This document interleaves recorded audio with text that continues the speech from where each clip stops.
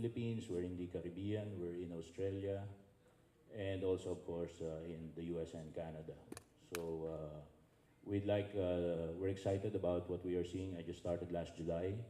I've been to some of the islands, and I saw some, you know, quite high prices in terms of diesel and, per kilowatt hour prices in terms of the supply.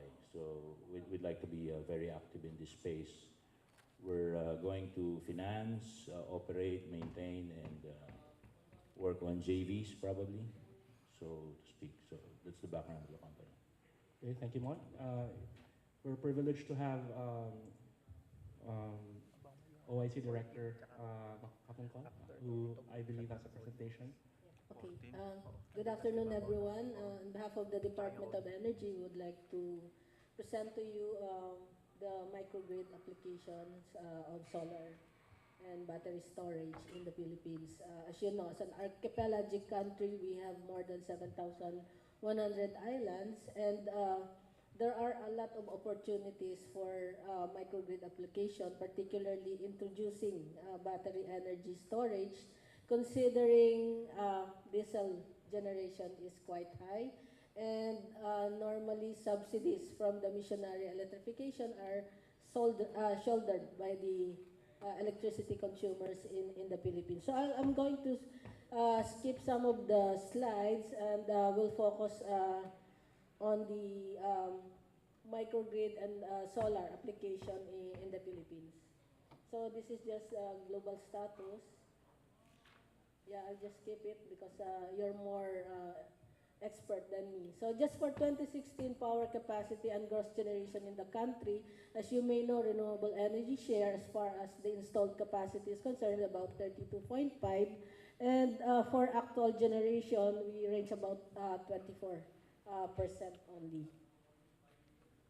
So now let me go through the battery storage. Based on our power outlook for the next from 2017 to 2040, we would be needing around 43,765 megawatt by 2040, and it's broken down according to the base load, mid-merit, and peaking. So the Department of Energy currently is adopting 70% base load, 20% mid-merit, and 10% peaking requirement. And this is based on 8% GDP growth rate and a 25% reserve requirement. So on top of the energy demand, we apply 25% as reserve requirement.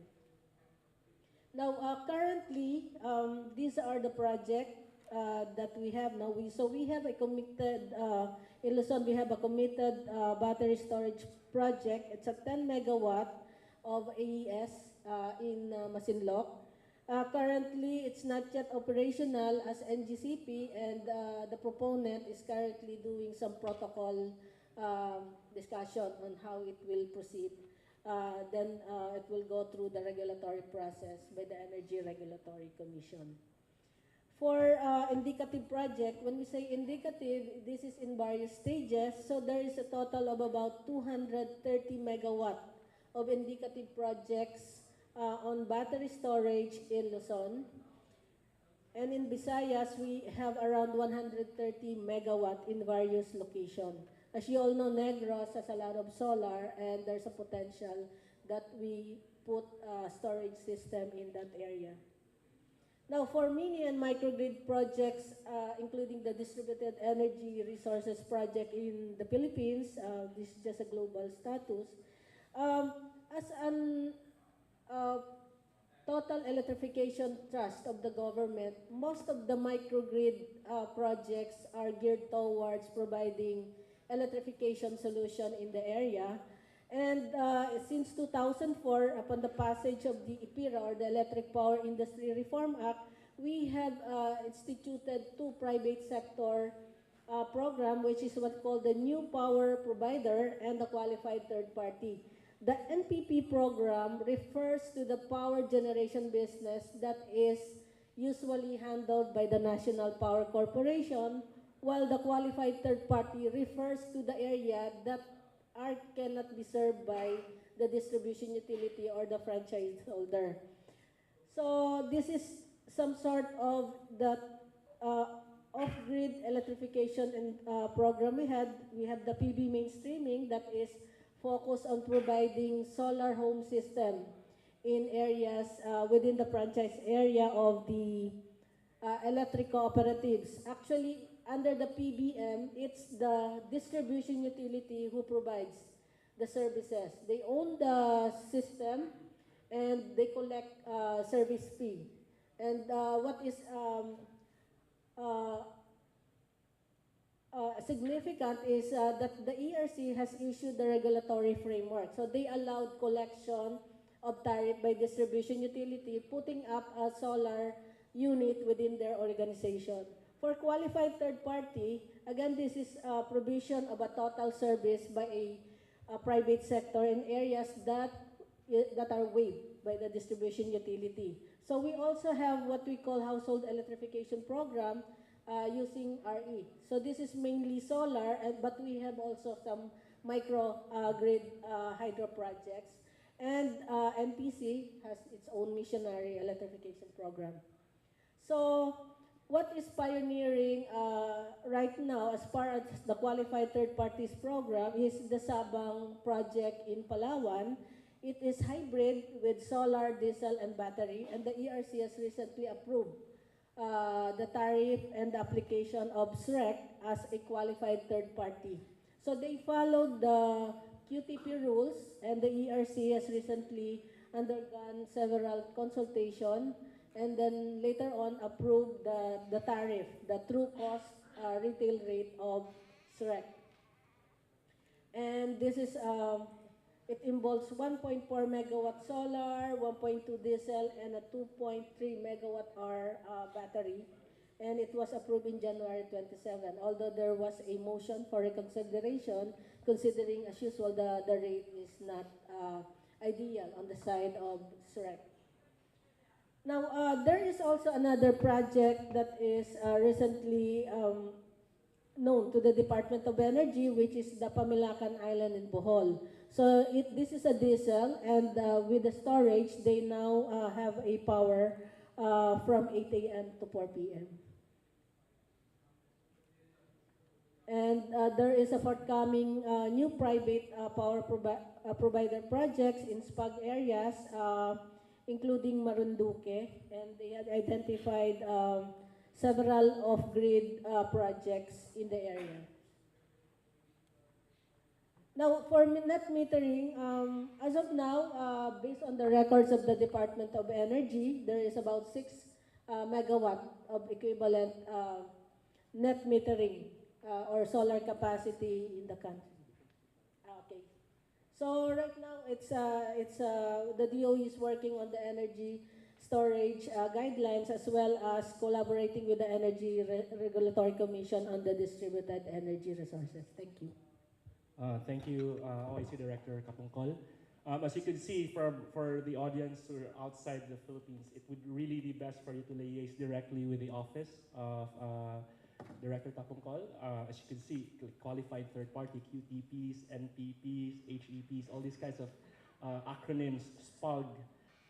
It's best to have direct liaisons and direct conversations with their office as to how to navigate this whole process here. But over and beyond that, I would like to ask the panelists, based on the current status of your commission and project pipeline, what do you think, are there any reasons why it is not as fast or as scaled up as it is? Have there been any impediments that need to be addressed? Or is it by itself a very robust market that is poised to just take off? So, Rod, any insights on that as an equipment supplier? I guess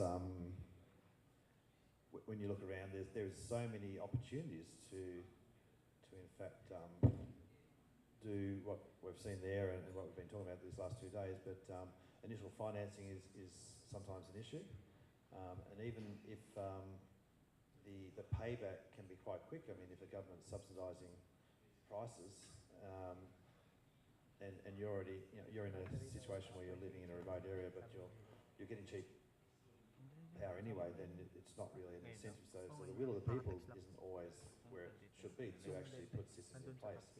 We have that also in Australia where there might be systems of subsidised prices, and so like a lot of the remote communities in Australia are actually indigenous communities. So if they're being looked after, then they don't have any motivation to do anything about it.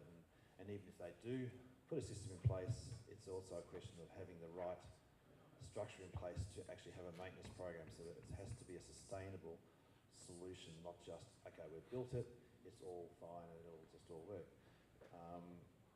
As technologies change as well, and having the right technology that's going to be robust enough to actually be reliable in some extreme conditions, and in some very remote areas where, accessibility is an issue, to have skilled people there, it's really important to also have people on the ground that can actually do the maintenance as well. So you have to have all these things in place for a project to actually be feasible.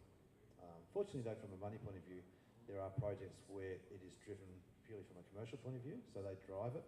The situation in the remote Indonesian island that we talked about there, that was driven by a commercial venture that needed power for their fishing ventures, basically. So it actually helped the whole community by actually having that power being put there, and replacing all that 6 diesel generators running 24/7. So it made it a much nicer place to be as well.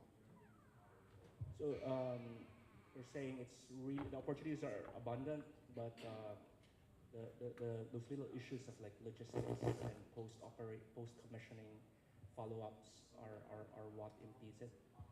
The logistics are very different to, say, if you might have a CNI project in Manila. So it's a lot easier to get there, to have the right people to actually do the installation and any civil works, and all those sort of skill sets are readily available for you. But in a remote location, it's logistics. Now, to get that island, it took them like 3 or 4 days just to get equipment there, and the batteries. I mean, there was 12 megawatt hours of VRLA batteries there. The other issue that was an issue in there, and can be in other projects as well, is Indonesia has pretty draconian laws in terms of local content. Now they have like one battery supplier there, and Okay. they have they might have one small inverter manufacturer, but very little. If they relied on local content for everything, they would go nowhere. And the effort it actually took, I think this installer, who's our customer on this project, I think it took them several months of negotiation just to be allowed to take those batteries into the island. Okay. So it just slows the whole thing down when you have to get through all that red tape. Local content laws are good. They're there to help the local economy, and that's a good thing. But taken too far, it's going to actually stall the whole development of the economy. Raymond, any insights on that? Like any bottlenecks, market-wise, regulatory-wise, or fundamental economics? Yeah, I'll go first on the business development side of it. First is, for us, our struggle is when we are being compared to the rates of coal. It's quite ambitious to accomplish something like today you're doing coal or traditional fuel, but if we're giving you a proposal for microgrid and renewable, you're going to reference us with the rates of the former. So that's one, but not looking to the real score, whereby the rates that they're having now are just subsidized. For example, some islands are at 30 pesos per kilowatt hour, or 22. Then if we possibly come out with 15 or 14 on a renewable mix, it still is something that they would challenge to. What if we have access to coal? So that would be one. The general perception of what you're comparing it with. Yes. So particularly those that have access to the grid. Right. Now, there are CNI customers that are running factories but have erratic supply from the grid.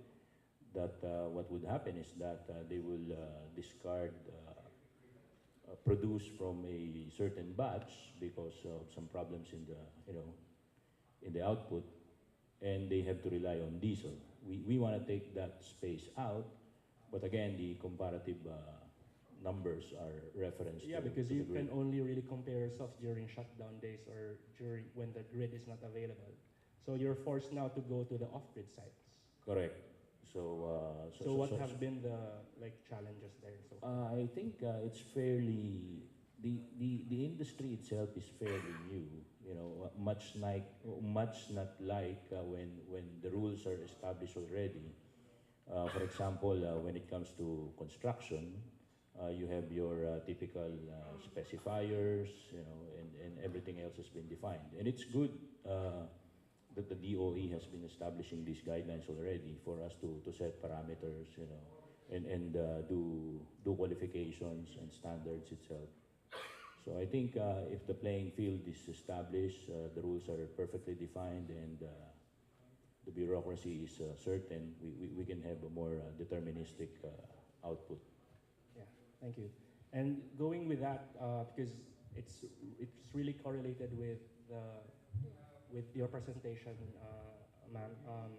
What has been so far the feedback of private sector visitors of your office in terms of how they view this current market, the battery-backed renewable energy, as a possible way to address maybe your base load requirements, or finally address the questions of intermittency and variability?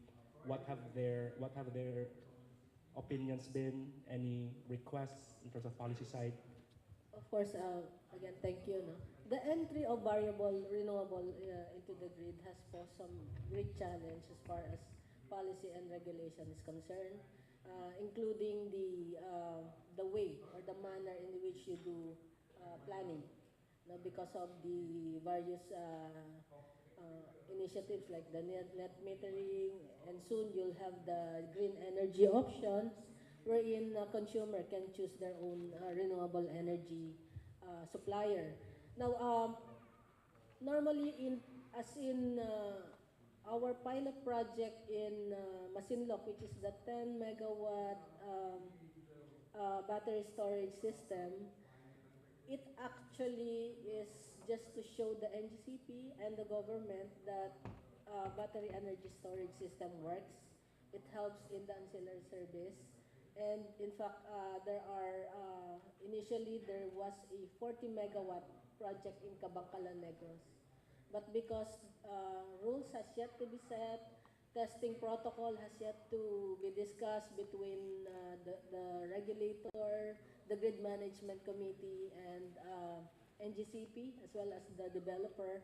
It normally takes time because these are new in the business. So sometimes we feel the hard or the disappointment of the private sector because the technology is more faster than regulation and policy. And on the part of the Department of Energy, we're doing our best to cope up. So that's why we are now internally doing our rules on distributed or battery energy storage system, as well as collaborating with the energy on the distributed energy resources. Soon we'll come up with, since I'm new in the renewable energy business, I've been in the power business, and I'm adopting the technology neutral. So if I can borrow the word of the undersecretary, he said that coal is ugly but reliable, and renewable is handsome but you can't rely on. But because of the battery energy storage, the ugly will become beautiful and handsome. So with that, Yeah, it's I think that's really been, as someone who's been in the climate finance space for quite a while, this whole issue about that variability, intermittency, dependability, that has been like the trump card that has been used to discredit this whole scale up. Given that question though, I've seen Tesla presentation was very impressive. What's really the levelized cost of electricity anyway for a solar plus storage system? I mean, I know it's based on how much is equipment cost, what's your cost of capital, what's your logistics cost in general. But really, is it competitive? Number one, to if it's on grid and on diesel abatement applications. I know it's competitive or lower, but what are the figures? Just to be clear to the plenary. Any insights? For us, for what we've seen so far, we can go, depending on the territory or the island that we're trying to see and megawatt. Of course, you leverage scale, you get to reduce prices better. So we've seen levels from 7.5, 8 pesos per kilowatt hour, and then probably going up to 10 or 13 and 15. So somewhere around that, that's the average, depending on how remote are the islands are, and what does it present. But if it is on grid, there's less and less competency that we can offer to challenge the existing prices of coal supply. But we can take out their dependency on diesel. There are factories that still run their diesel flat, like they run 24/7 still, even while they get something from the grid. So those are opportunities that we have for CNI. Of course, those resorts, some mining sites. So those are things The that commercial opportunities. yes, commercial opportunities we're looking.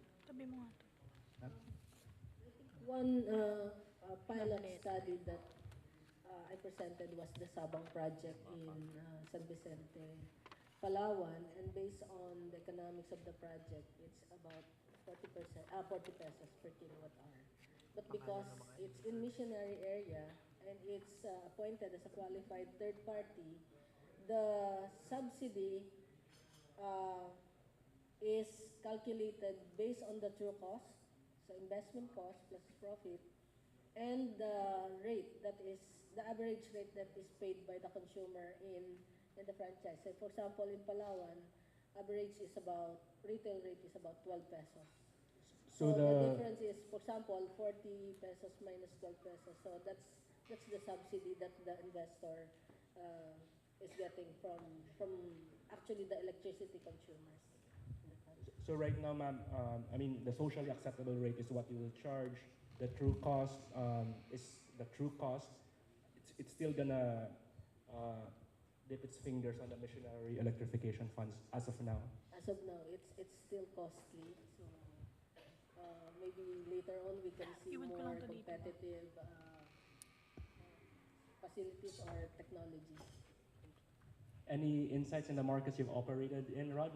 Is that something that's like the business as usual information, or is it more competitive in the markets that you operate in? I just can't I keep thinking about this handsome guy who is unreliable, and I'm thinking, well, with storage, at least the handsome guy you'll have a good date with, but you'll also get him to ring you back the next day, and he'll be responsible.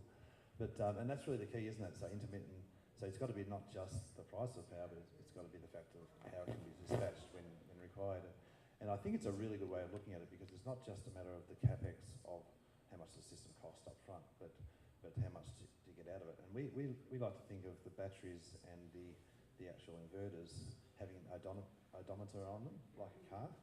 So your car, when does your warranty run out? Does it run out at 100,000 kilometres, 5 years? And if it does, and if your car only gets 20,000 kilometres, you get pretty upset. So it really is amortising that cost per kilometre, or in this case, cost per unit or kilowatt hour of producing that, storing and producing that power when required. And that can vary depending on the generation source and depending on the storage technology that's used, and how much of the load curve is consumed, self-consumed straight away from the renewable source. All those sort of factors vary and determine the price, but ultimately that's how you should look at it, not just the upfront, but the levelised cost of the energy delivered to the home or to the load.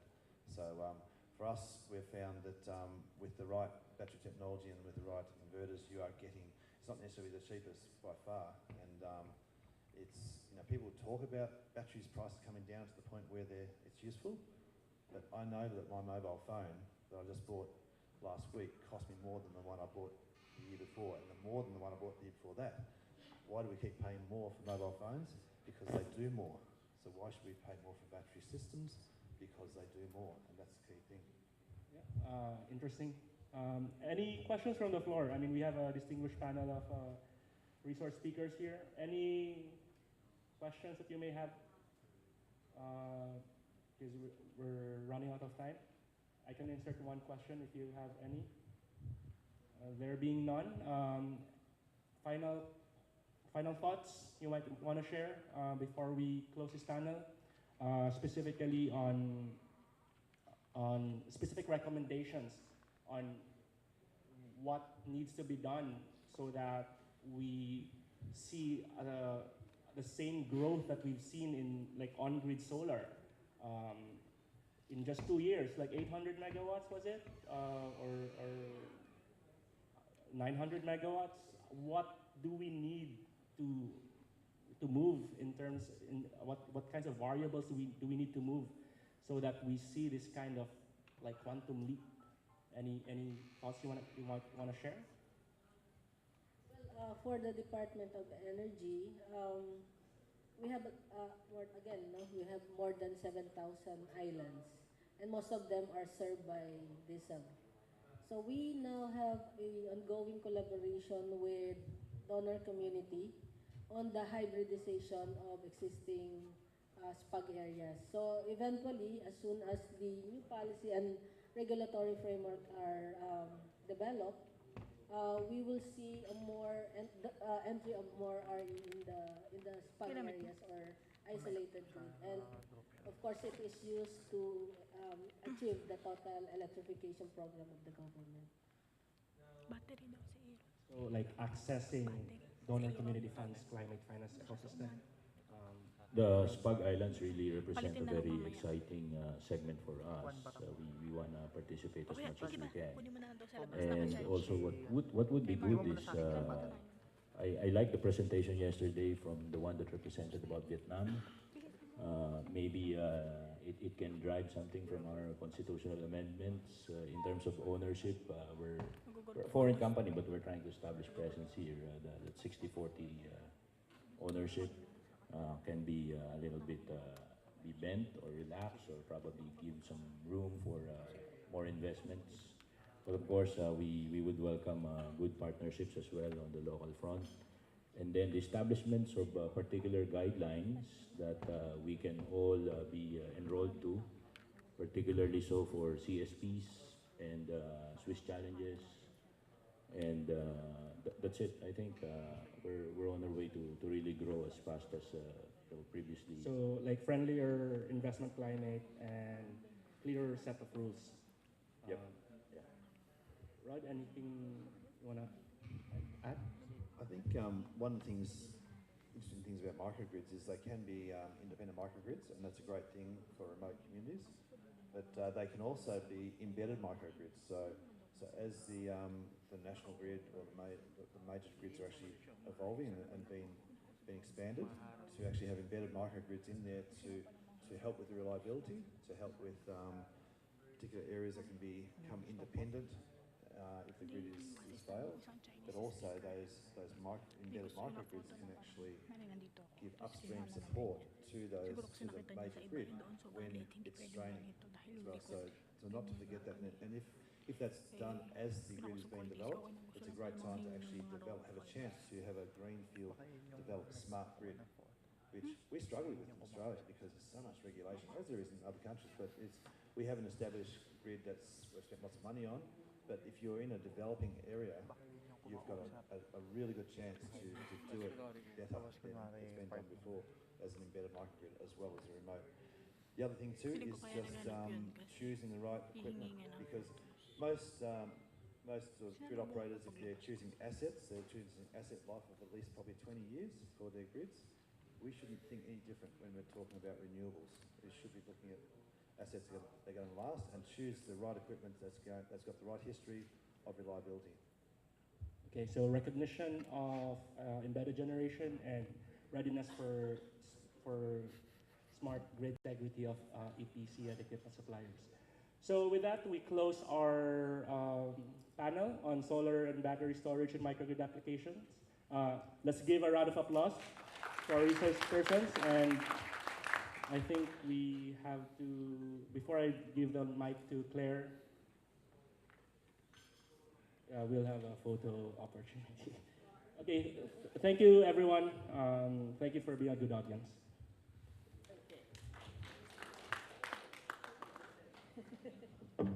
Thank you very much, Marlon and panelists. We're nearing the conclusion of our program for today.